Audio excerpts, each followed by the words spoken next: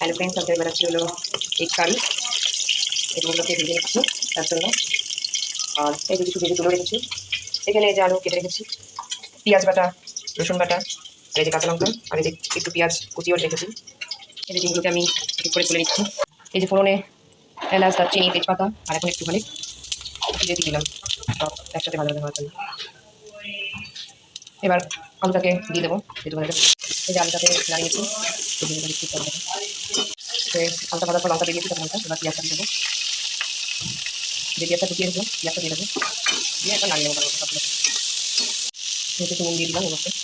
এবার পেঁয়াজ বাটা, রসুন বাটাটা দিয়ে দেবো।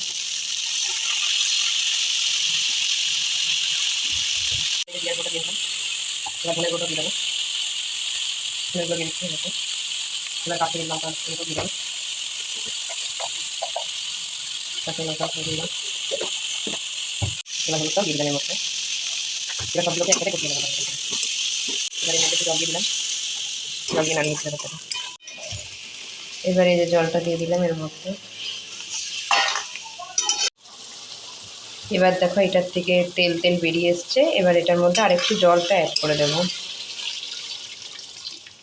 এই যে জল অ্যাড করে দিলাম। এই যে এর মধ্যে একটু অল্প টমেটো কুচি অ্যাড করে দিই।